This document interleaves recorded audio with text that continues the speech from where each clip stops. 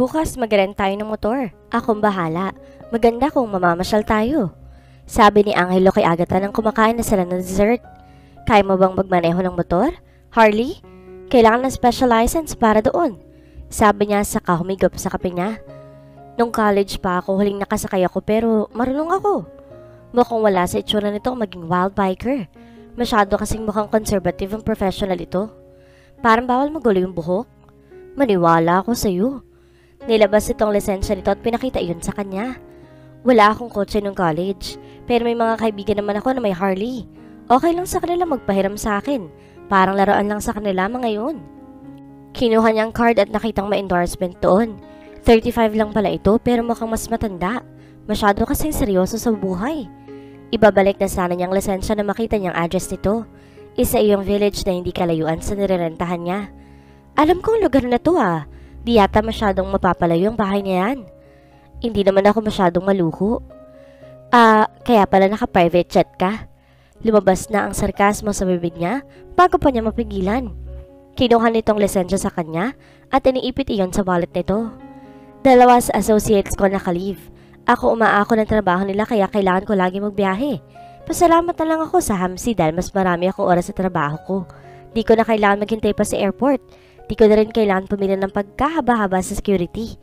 Kung nasa commercial flight ako ngayon, baka na-miss ko ang flight ko. O kailangan kong umalis agad bago pa matapos ang trabaho ko. Tapos babalik na naman ako para tapusin yung assessment ko. Magagastosan ako. Pag tagal-tagal, mas malaki pa yung matitipid kong oras at mas maraming kliyente ako masasatisfy. Sorry, di lang siguro ako sanay sa buhay ng mga Riego. Gumagastos kasi sila ng pera sa mga bagay na di naman kailangan. At ikaw, hindi? Matipid ako, gate niya. Humalakak ito na parang isang biro ang sinabi niya. Agatha, meron kang Harley, truck at eroplano. Lahat high performance at mamahalin. Si Miguel na naman. Pinigilan niyang mapaungol sa sobrang frustration. Mukhang dumadaldal na naman ang kuya ko. Kung tutuusin, wala kang pakialam. But for the record, nabili namin ang truck sa salvage yard. Inayos ulit namin yan ni Daddy at Uncle Dan. Kailangan ko kasi yun sa trabaho. Sabi niya. Nakuha ko naman ng motor ko na makipag-trade ako sa may-ari. Binigyan ko siya ng flying lessons. Yung eroplano ko kailangan ibenta agad na may-ari dahil kailangan ng pera. Kaya mura ko nabili. Nagtatanong-tanong siya sa airport kung sino gustong bumili. Narinig ni Daddy at nag-apply ako ng business loan. Dahil pinagkakakitaan ko naman yung circus na yun. Hindi ko yung laruan. Opisina ko yun. Marahang umiti ito at umabot iyon hanggang sa mga mata. Nahigit niya ang kanyang hininga sa kombinasyon ng itim nito mga mata at magandang ngipin. Sumandal siya sa upuan para maglagay ng distansya sa kanila nang hindi umaalis ng upuan. You are a mass of contradictions, Agatha. I apologize for jumping to conclusions. Nang mga oras na yun, bigla niyang nagustuhan ito. Subalit isang kalaban ito. Espiya ng kapatid niya at mayaman ito. 3 strikes iyon. Bakit bigla na lang naging mabait sa kanya si Angelo kung wala naman tong planong iset up siya at pabagsakin? Magkasabot ito at ang kapatid niya. It won't work, Angelo? Ang alin? Inosenteng tanong nito. Yung pagpapakit mo. Ano naman ang niluluto ninyo ng kapatid ko? Sawa na ako sa kalokohan ng mga mayayaman. Natuto na ako. Wala akong pakialam kung gwapo ka man. Gwapo ako sa paningin mo? Nang umiti ito'y parang may maliit na eroplanong sumirko sa sikmura niya. Sumimangot siya at di pinansin ang tanong ko. Wala akong planong i-violate ang Hamsi rule sa pag-battle ko sa'yo. Kaya wag ka nang umiti at makipag-flirt. Hindi ako nagpa-flirt. Pwede ba? Huwag ka na magpa-cute. Hindi epekto sa akin yung pagpapa-inosente mo. At anong tawag mo sa pag-rent ng motor para pasyal ako? You want me to put my guard down? Naging seryoso ito. Kung hindi ako na-late sa pagdating sa airport, nakalisa sana tayo bago pa kumapalang fog. Nakauwi ka na sana. Wala kang day off dahil sa pagkakalate ko. Kaya yung pamasyal lang natin ang kapalit nun. Tinitigan niya ito para tuklasin ang katotohanan. Hindi niya magawang basta-basta magtiwala rito. Mukha namang fair ito at mabait. Pero ayaw niyang maging mabait ito. Mas gusto niyang makita ang kahambugan nito tulad ni Miguel. Kailangan mag-ingat siya rito. Hindi siya dapat magpadala sa mga ngiti nito o magagandang sinabi nito para makakuha ng impormasyon sa kanya. Kaya niyang i-handle yun. Natuto na siya pagkatapos ng ginawa sa kanya ni Pete. Sige, Mr. De La Fuente. Sasama ako sa iyo pero ako ang masusunod. Ayon sa road rule, ang mas experience ang dapat mauuna. At ako yun. Kung hindi mo ako kayang sundin, magsalita ka na ngayon. Umangat ang isang gilid ng labi nito. No problem, you are the boss. Umuugong ang tunog ng Harley Davidson sa tenga ni Agatha. Dati sapat na magandang motorsiklo na yon para hindi niya bigyan ng pansin ang kahit na sinong lalaki. Pero nag-iba ngayon nung naroon si Angelo. Nakasuot to ng black leather jacket na nag-emphasize sa muscles nito.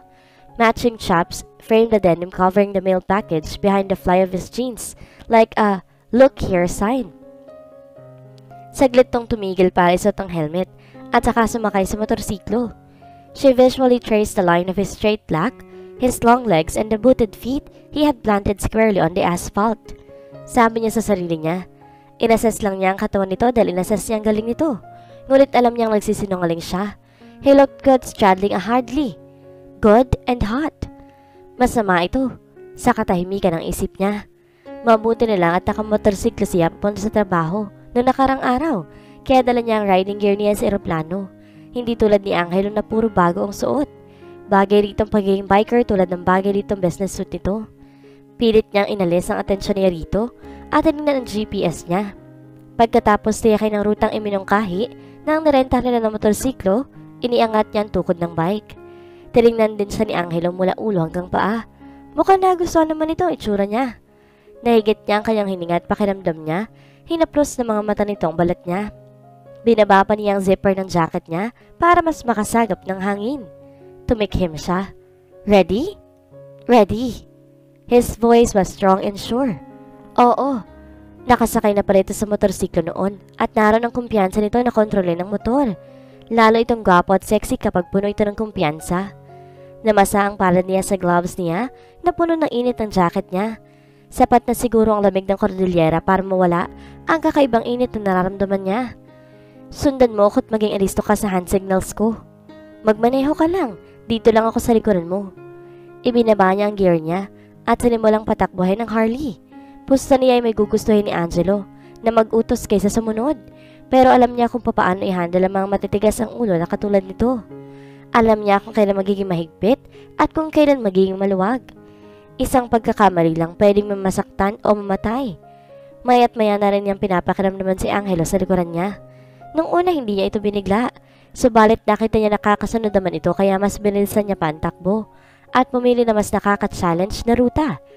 Ngumiti siya ng maramdaman ang malamig na hangin humahampas sa katawan niya. She felt wild and free. Pwede rin kaya maging ganon din siya kay Angelo? Paano kung hayaan na lang niyang makawalang atraksyong nararamdaman niya? Kaya ba niyang kalimutan kahit minsan na isang kalaban ang turing niya rito?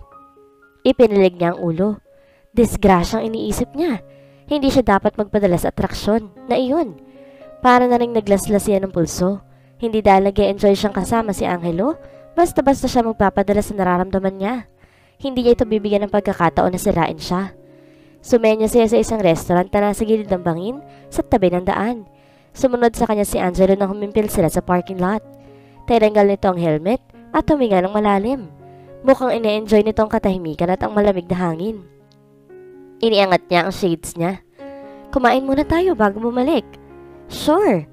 Pinili niya ang mesa sa terrace ng restaurant kung saan tanawang taniman ng mga gulay sa gilid ng bundok. May fog din na nakalutang sa kamundukan. Gusto talaga niya sa matataas na lugar. Pakiramdam niya malapit siya sa langit. Tumayo siya sa may railing nang tapos na silang kumain. Ang ganda, hindi ba? Aniya at nilingon ito. Tama, maganda nga. Wika nito. Dahan-dahang lumapit ito sa kanya. Hindi dito inaalis ang tingin sa mukha niya na parang naengkanto ito. May apoy sa mga mata nitong nagdala ng kaba sa kanya. May nagsasabi sa kanya na lumayo rito. Nakaramdam siya ng panganib subalit na natili lamang siya sa kinatatayuan niya. Hindi rin niya magawang alisin ang mga mata niya rito. Inangat nito ang kamay. Kinulong ang mga pisngi niya sa mga iyon. Nanlaki ang mga mata niya. Nakatitig ito sa mga labi niya. Nang ilapit itong mukha sa kanya, otomatikong inangat niya ang kanyang mukha para salubungin ang mga labi nito.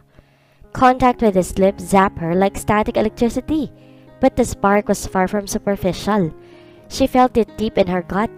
Hell, the current charged through all her extremities. She sighed into his mouth, and her breast nudged his chest. He cupped her waist, stroked her back, then the tight curve of her leather-clad bottom to pull her closer. Nanigas ang buong katawan niya. Bumuka sa mga mata niya at sinalubong ang mga mata nito kahit na magkadikit ang mga labi nila. Inilapat niya ang kamay niya sa dibdib nito. Tinulak niya ito ng malakas. Muntik pa itong matumba. Pinalis ang likod ng palad niya ang mga labi niya at tumayo rito. Nice try, Mr. De La Fuente, pero hindi mo ako mapapaalis sa trabaho ko. Hindi naging madali ang paglanding ni Agatha ng gabing yon. Tiyak niyang magiging miserable din siya kapag nagmanehan siya ng motorsiklo pa uwi sa bahay.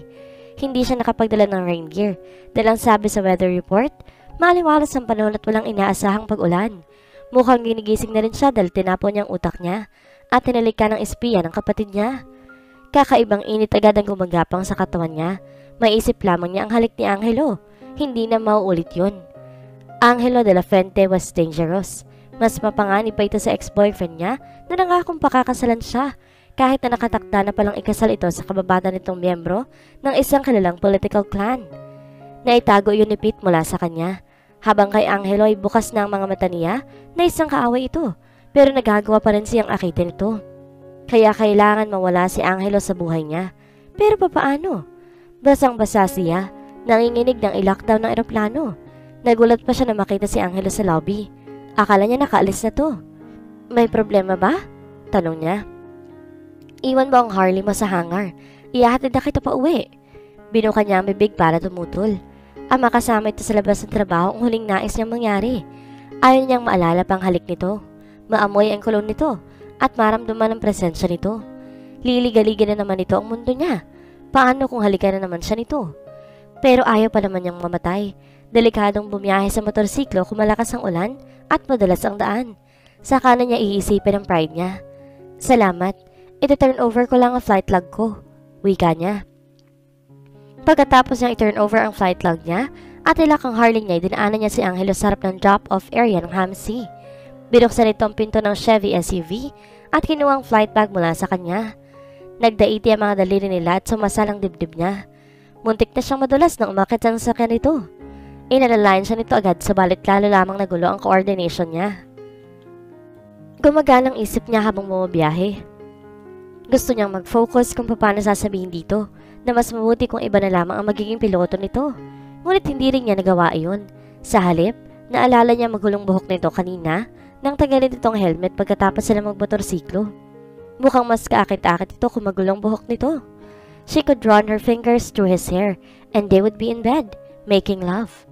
Pumikit siya ng mariin. Kailangan talaga niyang makalayo rito bago pa siya may magawang katangahan. Baka mawalan siya ng trabaho kapag hinalikan ulit siya nito o higit pa roon. Mahal niya ang trabaho niya. Sa wakas, nakarating sila sa tinutuluyan niya. Pakiramdam niya ay pagkahaba-haba ng biyahe, samantalang wala pang isang oras iyon. Inihatid siya nito hanggang sa loob ng bahay niya. Maganda itong apartment mo. Simple lang. Wika nito. Akala siguro'y nakatira ito sa isang mamahaling condo unit na puro state-of-the-art ang gamit. Siguro naman mabawasan na masamang hinala nito sa kanya. Inipon niya ang lakas ng loob niya. Angelo, kailangan mo mag-request ng ibang piloto. Nagsalubong ang mga kilay nito. Bakit? Dahil ang nangyari kanina ay hindi pwedeng mangyari uli. Humalokip-kip ito. Hindi na yun mauulit. Subalit nang sabihin naman ito iyon, tumitig ito sa mga labi niya. Angelo, sige na.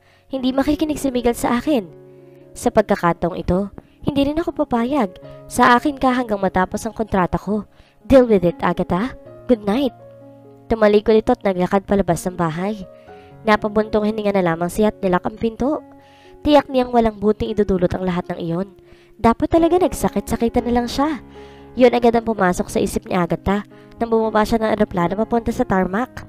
Gusto talaga niyang tumakas muna sa trabaho pero hindi pa siya ma-absent sa trabaho kahit minsan.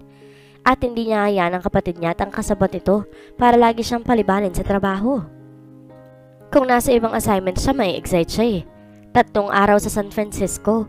Isama pang bagong model ng jet ang paliliparin niya, kaya parang nasa langit siya dapat. Subalit wala naman yung internet connection. Kailangan niya yun para matapos at maipasa niyang economics paper niya. Mukhang kailangan niyang ipaayos ang radyo o kaya palitan ng eroplano. Bumukas ang pinto ng terminal. Lumabas ang sakit ng ulo niya na mas maaga ng 30 minutes na dumating sa oras na pinag-usapan nila. At parang nananadya pa si Angelo dahil tinitigan na naman ito ang mga labi niya. Tila ipinapaalala ang halikan nila. Good morning, Mr. Angelo. Pagtatama agad niya. Maaga ka yata ngayon.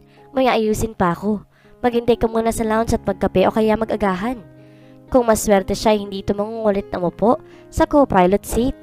Ayaw niyang kausapin to at kailangan pa niyang bantayan ang bawat sasabihin niya. Nag-agahan na ako. Lumingon to sa eroplano at muling tumingin sa kanya. May problema ba? Walang internet connection sa jet. Mukhang may lumuwag na wire sa transmitter. Patitingnan ko sa mekaniko.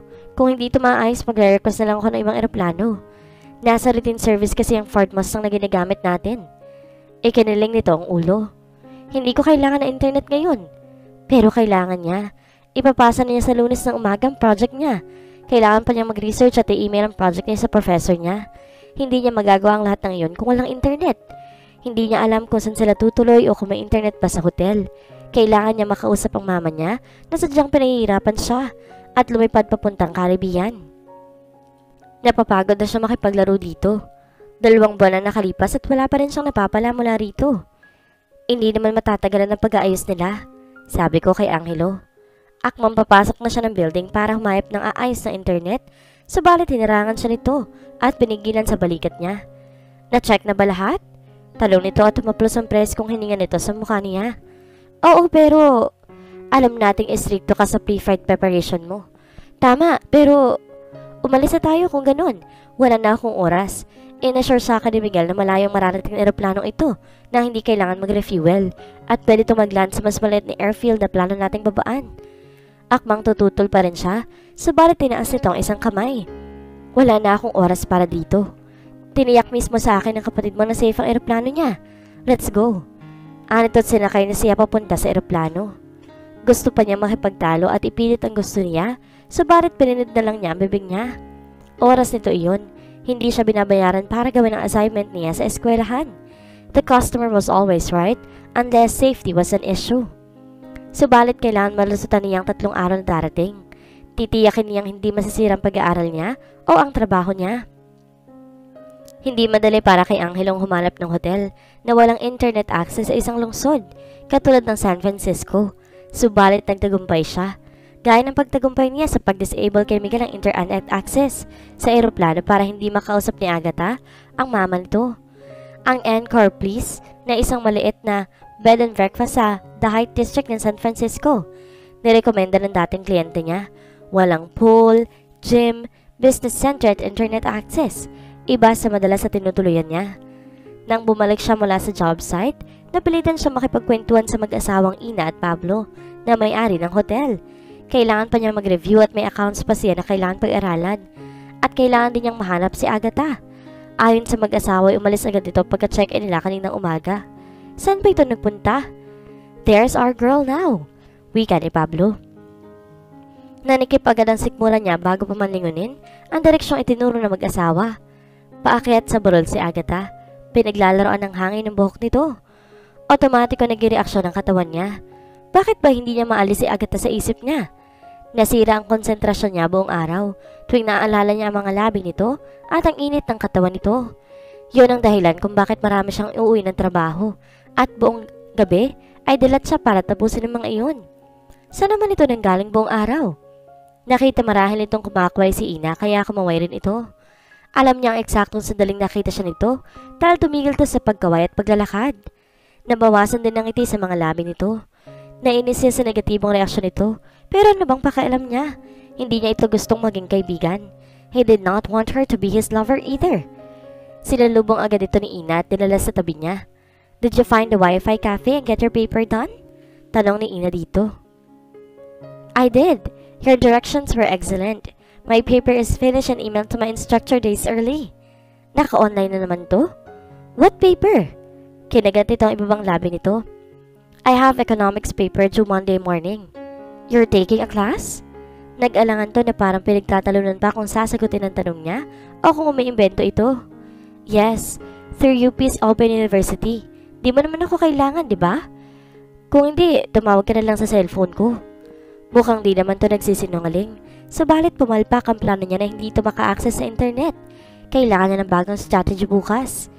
Hindi naman kita kailangan. Kinuha ni Pablo ang bag ni Agatha at inabot dito ang baso ng alak. Try this. It is my latest batch of vino. Ngumiti si Agatha bilang pasasalamat at natuwa naman ang matanda. Bakit ka nag-aaral? Tanong niya upang kunin uli ang atensyon nito. I'm working toward a 4-year bachelor's degree in business. In this economic climate, it's always good to have a backup plan. Idagdag pa ang pagiging ambisyoso sa listahan ng asset nito. Pero ito ba ang tipo na mas gustong mag-shortcut at gumamit ng ibang tao para sa kapakinabangan nito? Mukhang may pagkakaibang pinaniniwalaan ni Miguel dito at sa nakikita niya. Mabuti na lang mahilig siya sa puzzle dahil masyadong komplikado si Agatha. Tinapik ni Ina ang balikat nito. Smart girl! And what about your mother? You were able to reach her? Did she give you what you needed? Itinago ni Agatha ang iwi ng sumimsim ito ng wine at umupo. Kung hindi niya ito pinagmamas ng mabuti, baka hindi niya napansin ang pag-iwi nito. Ibig sabihin ay hindi ito mahilig sa alak. Subalit kumiti ito tumungo na parang nagustuhan nito ang inumin kaysa saktan ng damdamin ni Pablo. It's good. Hindi naman niya masisisi kung nagsinungaling man ito dahil yun din ang ginawa niya kanina bago ito dumating. Sinampan ito mga paa sa upuan. I reached Mom, but she couldn't talk. She claimed she had to be somewhere. I'll try again tomorrow. Hindi pwede yun. Walang nangyari nung inalasan niya ito ng internet access. Nakontak pa rin ito ang mama nito. Anong kailangan mo mula sa mama mo? Tanong niya. Kumarap ito sa marahas na tono niya at mabilis na nag-iwas ng tingin. Answers. Halatang umiiwas ito. Ibinalik nito ang tingin sa kanya. What kind of answers? Pinili niyang hindi maging nanay sa akin sa loob ng 25 years. Gusto ko malaman kung bakit nagbagong isip niya. Hindi lang yun. Nakikita niya sa mga mata nitong may tinatago ito. Ano yun? At paano niya matutuklasan ang sekreto nito? You told me she'd always been a part of your life. Hindi bilang magulang. Girlfriend siya ni Daddy. Nakita ko siya minsan sa isang taon para sa birthday ko. At mag-i-stay siya na isang linggo. Mas madalas siyang kasama ni Daddy. Okay lang sa akin dahil masaya naman si Daddy eh. Mahal siya ng Daddy. Sayang lang dahil hindi ganun ang nararamdaman niya. There was an edge in Agatha's voice that he couldn't quite decipher. Tinignan nito ang alak at naniningkit ang mga mata na tumingin sa kanya. Nakausap ko ang mekaniko kanina. May nag-alis ng fuse mula sa receiver para sa internet access sa aeroplano. Hindi yun nasira. Tinanggal talaga. Bakit naman kaya may gagawa nun? Good question. Sabi na lang niya dahil wala siyang planong sagutin yun para dito. Excited mamasyal si Agatha sa San Francisco. Nag-shower siya para maalis ang pagod niya. Alas 6 na siya ng umaga nagising. Naninibago pa ang katawan niya sa time zone. Pabiling-biling kasi siya sa higaan na nagdaang gabi. Pader lang ang pagitan ng mga kwarto nila ni Angelo at mukhang madaling araw na itong natulog. Narinig niya ang paglalakad nito sa kabilang kwarto at ilang beses din niyang narinig ang boses nito. Sino kaya ang kausap nito? Paglabas ng banyo, siya namang paglabas ni Angelo ng kwarto nito. Nakalimutan niya nagsashare ng banyo ang mga single rooms. Magulong buhok nito at namumungay sa antok ang mga mata. He had beard, shadow jaw, and a broad bare-chested, seriously well-developed body. Halatang alaga nitong katawan sa workout. Parang umuugong ang elisi ng helicopter sa tenga niya at di sapat ang hangin pumapasok sa baga niya. Good morning. Tumalim ang mga mata nito nang tingnan ang mukha niya at bumaba sa robe niya hanggang sa mga hita at paa niya. Parang walang anumang epekto rito ang nakita. Sa dami ng pera nito, malamang sanay na ito sa mga modelo at beauty queen kaysa mga boys na nakapantalon lagi at wala namang makeup. Morning! Bati nito sa magaspang na boses na nagpataas ng mga balahibo sa braso niya. Bigla siya na-conscious at niyakap ang traveling bag niya. Tapos na ako. Pwede mo nang gamitin ang shower room. Nang dumaan ito sa tapat niya, nalanghap niya ang cologne nito. Subalit mas naamoy niya ang natural na bango nito. Her body reacted right away. Dali-dali siyang pumasok sa kwarto niya. Hindi siya nag-relax hanggat di niya na isasara ang pinto. Nalalambot na sumandal siya roon. Bakit si Angelo pa? Hindi yata tamang kung sino pang lalaki inaayawan niya ay doon pa siya attracted. Pero hindi ibig sabihin ay magpapakatanga siya. Kumakain na siya ng hagaan sa restaurant nang sinaluhan siya nito. Nakabihis na ito ng business suit. Magbihis ka. Sasama ka sa akin, sabi nito. Akala ko ba sa Lunes pa tayo aalis? Pupunta tayo sa computer component plant na i-assess ko.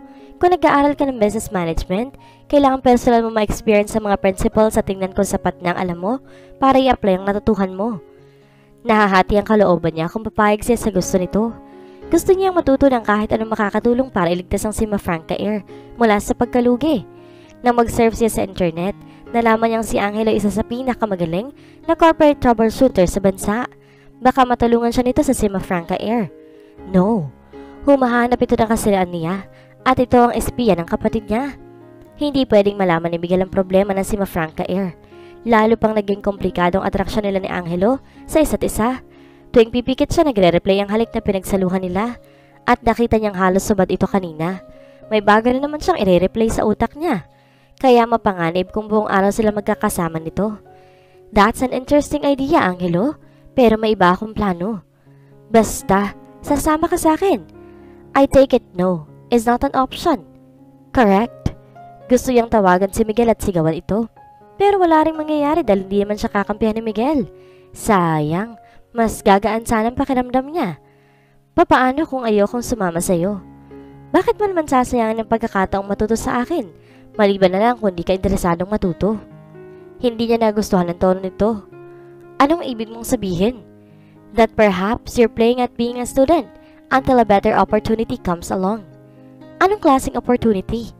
A rich mother, a guaranteed job, a wealthy lover. Naigit niya ang kanyang ininga kasabay ng pagkulo ng dugo niya. So mukhang nag-iimbestiga na nga ang kapatid ko. Naningkit ang mga mata nito. You have a lover waiting in the wings? Wala kang pakialam sa personal kong buhay. Maliban na lang kung nakakapekto yun sa'yo kapag nasa eroplano kita. Saka based na sa mga akusasyon mo. Di hamak na mas magaling naman ako sa kalahati ng mga piloto sa Hamsi. Tanungin mo magaling mong kapatid. Alam niya ang totoo. Kaso baka mabilaukan siya kapag sinabi niya yun. Sagot niya. At tungkol naman sa ayoko matuto, wala ka rin sa lugar, Mr. De La Fuente. Patay na ang daddy ko. Sa akin ang kalahati na sa Mafranca Air. Gusto kong malaman lahat na makakatulong sa akin para patakbuhin yun. Hindi ko alam kung paano mo ako matutulungan sa pagdikit ko sa iyo. Dahil ako ang pinakamagaling sa field ko. Gustong lukutin ni Agatha ang papel sa harap niya at ipagbabato iyon kay Angelo. 2 oras na siya nagpa-file ng purchasing order sa utos nito. Malapit na nga siyang mabaliw. Gusto nitong gawin siyang miserable. Hindi siya pwedeng umangal dahil tiyak na may mahahanap itong butas sa kanya. Nagtiyaga siya hanggang matapos iyon. Sana naman, ang susunod na ipagawa nito sa kanya ay yung pwede niyang gamitan ng utak. Done! Deklara niya tinaas ang 2 kamay. Tapos ka na? Tanong nito. Patingin nga.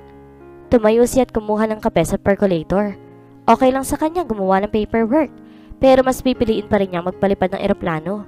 Kaya nga kailangan na si Mafranca Air na magaling sa numero 1, tulad ni Uncle Dan. Ikaw ang gumawa ng notes na to? Lumingon siya rito. Oo, binuklat nito ang papel. You've made a good point. Dahil hindi lang iisang supplier nila. Nag-iibang presyo sa isang produkto lang nila, kaya hindi sila nakaka-benefit ng customer loyalty discount. May loyalty discount naman talaga mga negosyo. Nang tumingin to sa kanya, may respeto at paghanga sa mga mata nito. Bibigyan kita ng notes na nagawa ko na para sa project, kasamang transcript ng initial interview ko sa CEO. Basahin mo habang tinatapos kong trabaho ko rito. Bigyan mo ako ng 2 listahan. Una, ang additional data na gusto kong makita. Pangalawang options na dapat i-consider ng kumpanya. Tumaas ang isang kilay niya sa pagkagulat. Parang teamwork ang gusto nitong mangyari. Ano yon? Isang test na naman?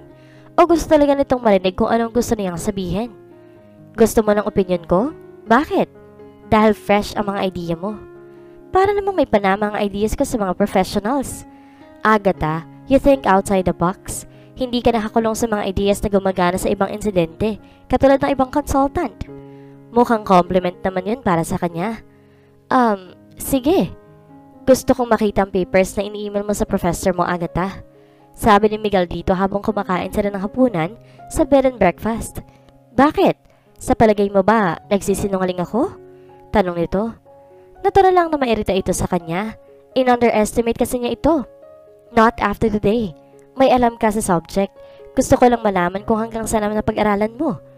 15 hours na lamang bago ako matapos ang course ko. Di ako makapag full-time dahil sa trabaho at dahil sa pera.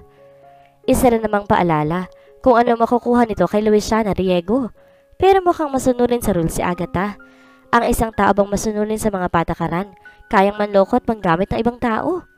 Tinignan siya nito at bumuntong hininga. Sure, why not? Malay mo, pagkabasa mo nun pwede mong i-report sa kapatid ko na hindi ako kasing tanga ng iniisip niya. Ni minsan hindi sinabi ni Miguel na wala kang utak. And for what it's worth, hindi lahat na napag-usapan natin ay sinasabi ko sa kanya. Kung ano man ang pinag-usapan natin, sa ating dalawa lang yun, maliban kung may kinalaman kay Miguel. Iniisip ng mga Riego, naghahaman ako at mapapaikot kong nanay ko saka nanakawan kong mana nila. Kung gusto ko ng kayamanan nila, sana doon ako tumira sa palasyo nila nung una pa lamang. Hindi sana ako kumuha ng sarili kong bahay. Bakit di ka lumipat sa mansyon? Dahil hindi ko matagalan na may katulong na kasunod sa bawat galaw ko. Kaya ko naman magtrabaho hindi na ako bata. Tsaka gusto ko magsarili. Anito. Pagkatapos ay umakyat na ito sa hagdan. Sinundan niya ito. Kaninang umaga nabanggit mo sa akin na pinaimbestigahan ka ng kapatid mo nang ma-mention kang mayamang boyfriend. Meron ba? Matagal na ako walang boyfriend. Sumimango to na parang pinagsisisihan nito ang pagsagot.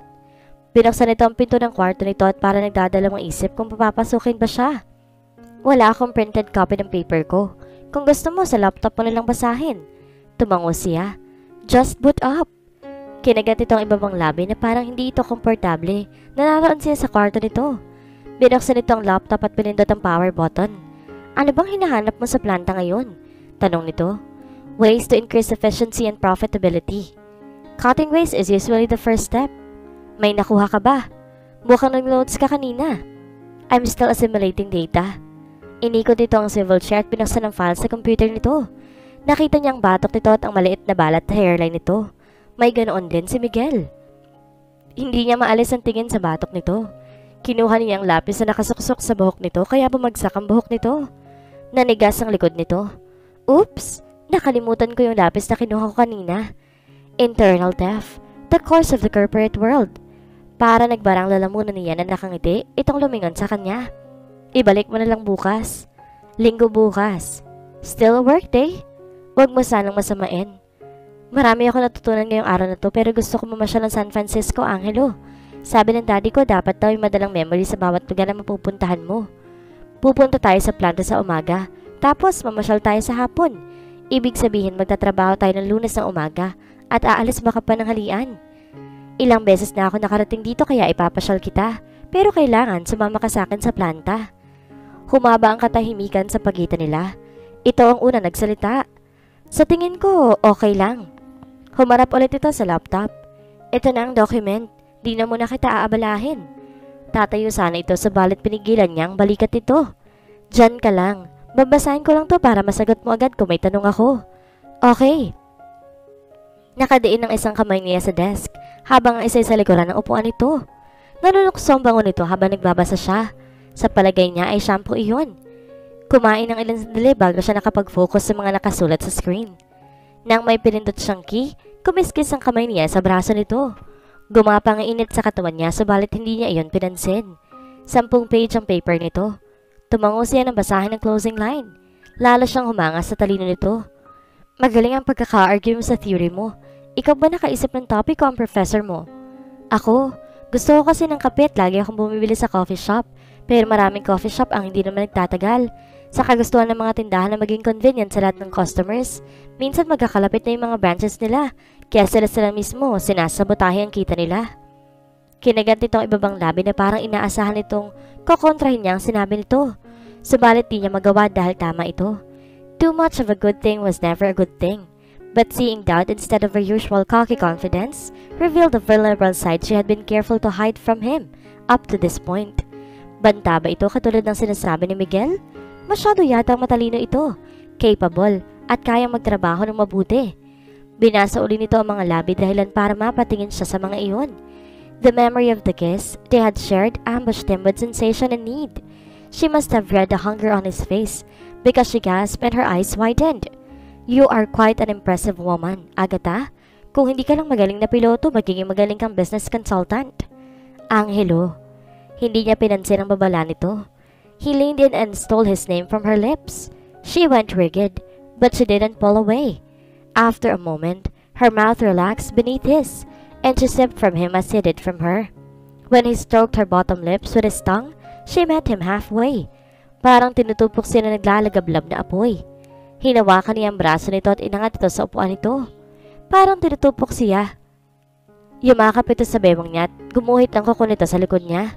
Kung humalik ito'y para nakasakay ito sa motorsiklo, tulad ng pagpapalipad nito ng eroplano, 100% ang commitment. Hinaplos niya ang buhok nito at lalong pinalalim ang halik. Her mouth was hot and wet and slick, and he couldn't get enough of her, couldn't hold her close enough. The mattress bumped the back of his legs. He wanted her on it, flat on her back, beneath him. Agatha's blouse, still tucked into her waistband, gaped open, revealing pale curves above the shiny fabric of her garments. Frustration clawed at him. He stepped toward her, but she retreated and held up both hands. Don't! Agatha, hindi natin pwedeng gawin to, Angelo. Maliban lang kung may papangako mong hindi ito mararating kay Miguel at di ako mawawala ng trabaho. Miguel, responsibilidad, utang na loob. Nakalimutan niya ang tatlong yon. Noong mga oras na yon ay wala siyang pakialam. You want me as much as I want you. Huminga ito ng malalim. Inangat nito ang kamay para hawakan ang mukha niya, subalit binawin nito iyon at ilagay sa likuran. Yes, I want you. Pero hindi ibig sabihin basta-basta ako magpapadala sa nararamdaman ko. Gusto nang tadyakan ni Agatha ang sarili niya habang pabalik sa dining room at tinatakasan ng pagkakamaling muntik na niyang gawin. Palagi siyang maingat sa pakikipagrelasyon. Nakalimutan niya iyon dahil kay Angelo. Natigilan siya sa may pinto ng dining hall na makapitang okupado ang mesa niya kanina. Bumangga sa likuran niya si Angelo, kasunod lamang niya, at ang saglit na pagdidikit nilang iyon, sapat na para ipalala sa kanya nangyari sa kwarto. Pinalis niya ang kamay nito at umalalay sa kanya. Hindi pa siya nakadama ng ganoon katinding atraksyon sa ibang lalaki. Kahit sa seryosong boyfriend niyang si Pete, na akala niya ipakakasalan siya, hindi siya nakadama ng ganoon. Hi! Bati niya kay Ina. There you are! I was about to send Paolo looking for you. Nag-init ang mukha niya. Sana'y hindi mabasa ng iba kung anong ginagawa nila ni Angelo sa kwarto kanina. Meet our other guest, Nicole Arjacar from Utah. Pagpapakilala ni Ina sa bagong kasal na halos para mag-asawa kung maglingkisan. Lois and Steven are from the outside of Austin. Folks, meet Agatha and Angelo. Ang tanging upang natitira ay magkatabi, kaya't napilitan silang magtabi ni Angelo. Nagkiskis ang mga braso at balikat nila nang ilatag nilang napkin. The couple across from her kissed, rubbed noses, and shared an intimate smile. Kung hindi lang niya kailangan ng trabaho, baka nga lumayas na siya. Hindi siya makakatagal. At kung kaya lang sanang kalimutan niya ang presensya ni Angelo sa tabi niya. Ang nakakainis pa, hindi din niya ito kinamumuhian. Kailan pa? Ipinasa ng katabi niya sa kanan ng kanin. Naglagay siya sa plato niya at ipinasa ang bowl kay Angelo. Nagsalubong ang mga mata nila. Hinawakan nito ang kamay niya. May pangako sa mga mata nito nang kunin ang bowl mula sa kanya. Pakiramdam niya ay natutunaw ang tiyan niya na parang marshmallow na dinadarang sa apoy. Muntik na niyang maibagsak ang bowl. Tuwing ipapasa niya rito ang iba pang bowl ng pagkain, sinasadya nitong hawakan na mas matagal ang kamay niya. Nawalan na siya ng ganang kumain, while her appetite for the man beside her filled with her an empty ache. Naniningkit ang mga matang ipinukol niya ito ng tingin. Sinadya ba nitong akitin siya? Natitiyak niyang si Angelo ang klase ng lalaki na gagawa ng bagay na aksidente lamang. Ang bawat pagdidikit ng mga kamay nila at ang pagdikit ng hita nito sa kanya ay tahasang pangaakit. Siguro dapat na nga siyang sumuko. Go for it. Take the pleasure. He offered for however long it lasted. Tumaas ang mga kilay nito na parang nanunukso, na parang narinig nito ang pagtatalo sa isipan niya. He should know better than that to dare her like that. Hindi ba dito alam na wala pa siyang inuurong ang hamon? Hindi niya nakuha mga certification niya sa pagpapabuli sa mga instructions at kaklase niya. Natuto siyang lumaban. It would serve Angelo right if she... Isang ideyang pumasok sa isip niya at lihim siyang umiti. Gusto nito ng laban, bibigyan niya ito. Sa ilalim ng mesa, tinanggal niya ang sapatos niya at hinapos ng paa ang sakong nito. Ang pagkagulat nito ay magandang ganti sa lahat ng pang-irita nito sa kanya. Iniiwas ito ang tumitingin sa kanya at sumubo ng pagkain na parang walang kakaibang nangyayari. Desmayado siya kaya kinapanan lang ng paa niya ang sapatos niya. Bago niya iyon matagpuan, tinakpan ng paa nito ang paa niya. Nanigas ang katawan niya at muntik na siyang maisalaksak sa ilong nito ang tinidor na hawak niya. Tumagos ang init ng balat nito sa hita niya. Sinubukan niyang makawala, subalit na-trap na siya nito. Hindi niya ito matatakasan ng hindi mahahalata ng iba ang pinaglalaban niya. At hindi niya ito bibigyan ng kasiyahan na ipahiya siya. Hindi niya ito tinignan habang umunguya na hindi nalalasan ang kinakain niya at pinaplano ang susunod niyang gagawin. Tinanggal niya ang sapatos at isa pa niyang paa at pinagapang sa binti nito. Umubo ito na parang nabilaukan at ipinatong ang kamay sa table napkin nito. Subalit hindi nito dinampot iyon. Sa halip, hinawakan nito ang paa niya at idiniin sa hitan nito. Nabura ang ngiti niya. Nilibot niya ang paningin sa ibang kasalo nila sa mesa, subalit nakatuon atensyon ng mga ito sa isa't isa at hindi sila napapansin. Hinaplos ni Angelo ang talampakan niya. Mabuti na lamang at di siya nakikiliti. Hindi talaga ito lumalaban ng patas. Hinawakan niya ang braso nito, subalit lalo lamang nitong hinigpitan ang pagkakahawak sa paa niya. She raked her nails slightly up the inside of his arm. He shivered. Inulit niya ang ginawa. Gumanti rin ito sa kanya. Pakiramdam niya naging buhay siya sa labanan nilang iyon. Hanggat di nito tinitiyak sa kanya na hindi nito sasabihin kay Miguel ang lahat na nanganganib ang trabaho niya. Kaya ba niyang pagkatiwalaan ito? Her gaze fell to Angelo's mouth, the one she wanted on her lips, on her breast, everywhere. Nahigit nitong hininga at tumingin sa kanya. Alam nito kung anong iniisip niya at di niya alam kung paano nito nalaman. He knew she wanted him. At ang paglamlam ng mga mata nito, nagsasabing pareho lang sila ng nararamdaman. Paano pa niya matatanggihan ito? Gwapo ito, matalino, at maambisyon. Kung gagawin niya ang kalokohang iyon, hindi rin sila magtatagal. Masyadong maraming hahadlang sa kanila. Ang yaman nito, ang pakikipagkaibigan nito kay Miguel, ang loyalty niya sa Sima Franca Air. Tiningnan niya ang plato niya. Gaano ba katagal bago sila makatakas? What about you, Agatha? Untag sa kanya ng katabi niyang bagong kasal. I'm sorry? Where are you from? Matinding agony ang pinagdadaanan niya habang lumilipas ang sandali at iniintay niyang magsolo sila ni Angelo. Sa wakas ay umalis na ibang kasalo nila sa mesa nang sinimulan na niyang i-discuss ang mga parte ng eroplano. I will leave the coffee on the counter and the flam in the fridge. You help yourselves to it whenever you're ready, sabi ni Ina. Thank you, Ina. Dinner was excellent. Angelo replied. Iniwan na sila ng mag-asawang Pablo at Ina. Gusto mo talagang makipaglaro sa apoy. Ikaw rin naman. Humarap ito sa kanya.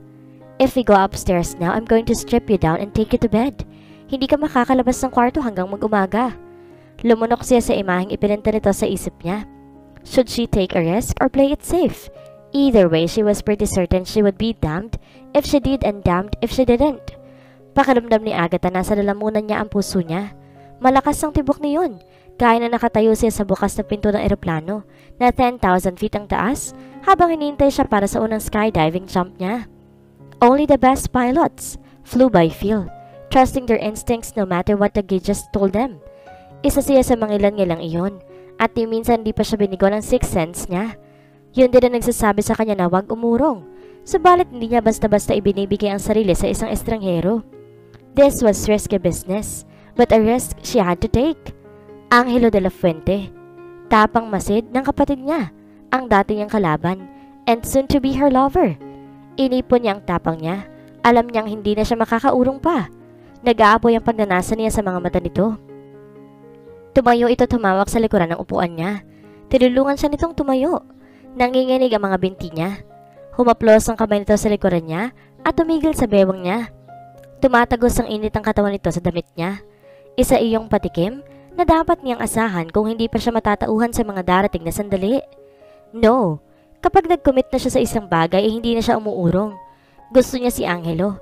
She wanted to experience the powerful passion only he seemed to be able to summon for her.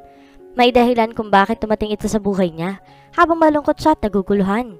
Ang kailangan lang niyang gawin ay alamin kung bakit di niya yun magagawa kung tatakbuhan niya ang nararamdaman niya.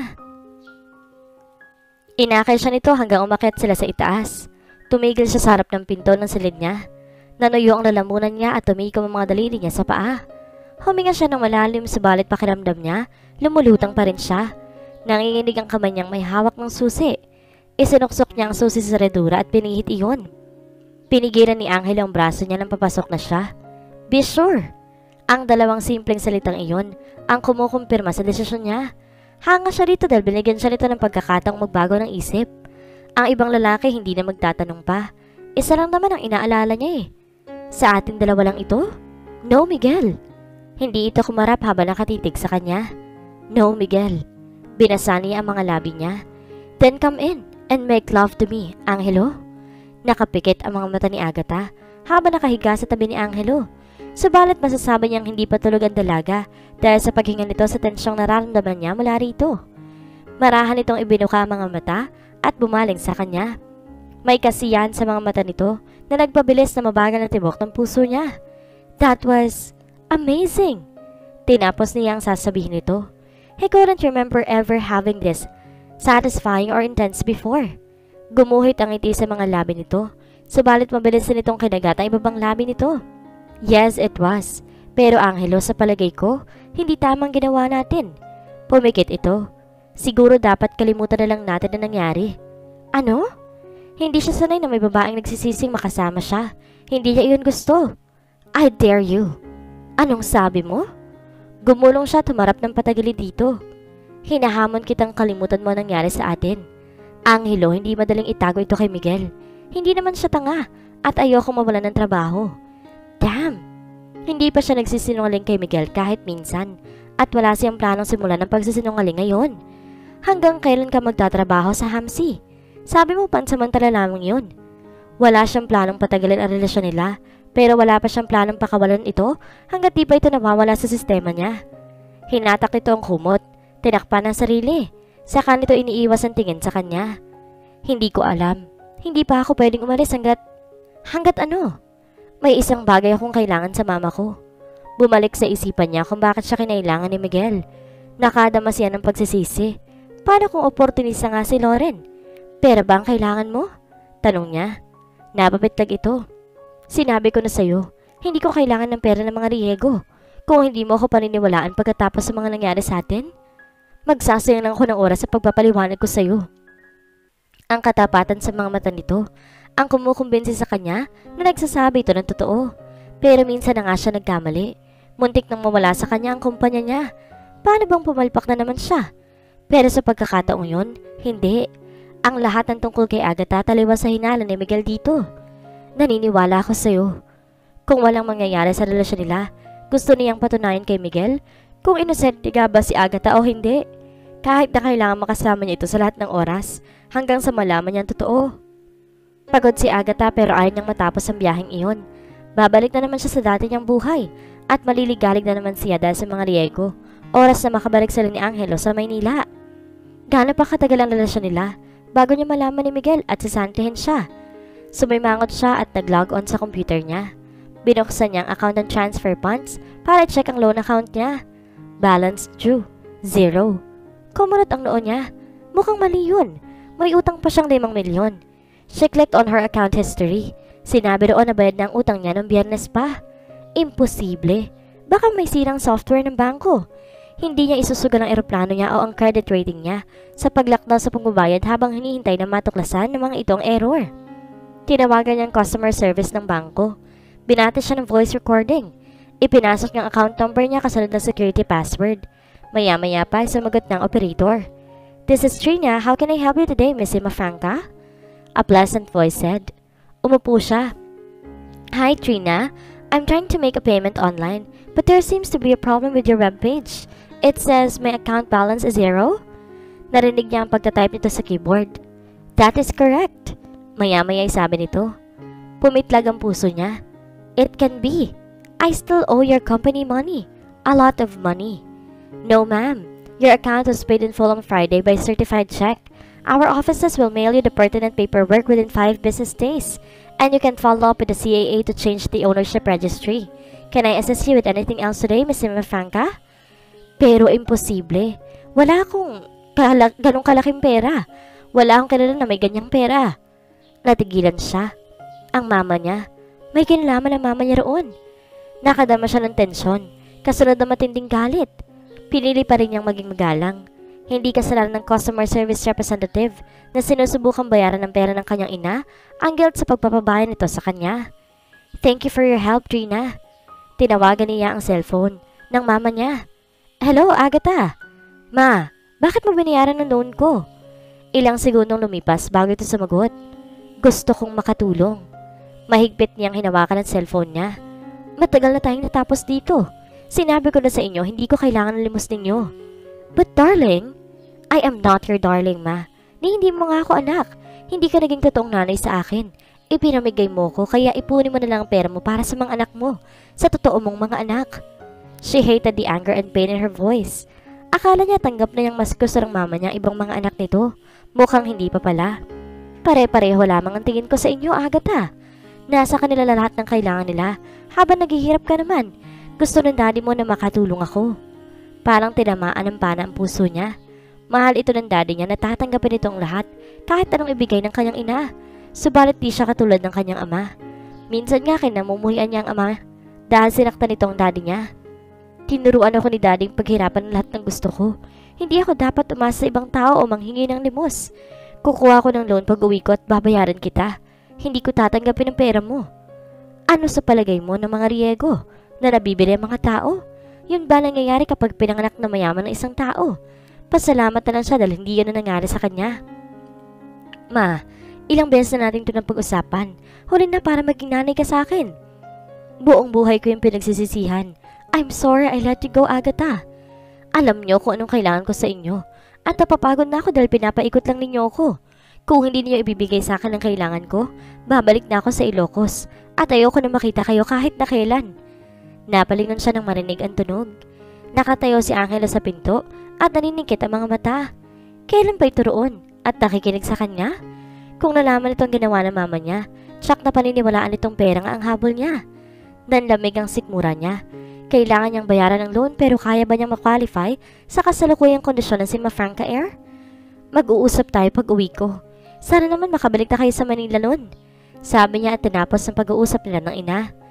Kung hindi niyo ibibigay sa akin ang kailangan ko, babalik na ako sa Ilocos at ayoko na makita kayo kahit kailan. Sa pandinig ni Angelo, mukhang banta ang mga sinabing yun ni Agatha. Sinong kaaway nito at bakit? At bakit nag-aalala silang gusto nitong umalis na lamang, samantalang wala naman siyang planong patagalin ang relasyon nila? Just because they had 2 days of fantastic lovemaking did not mean he would break his firm rule against permanent relationship. Ang dati niyang asawa at ang nanay niya, umalis nang hindi masunod ang gusto ng mga ito. Pinatunayan ng mga ito na mas importante ang pera kaysa pagmamahal.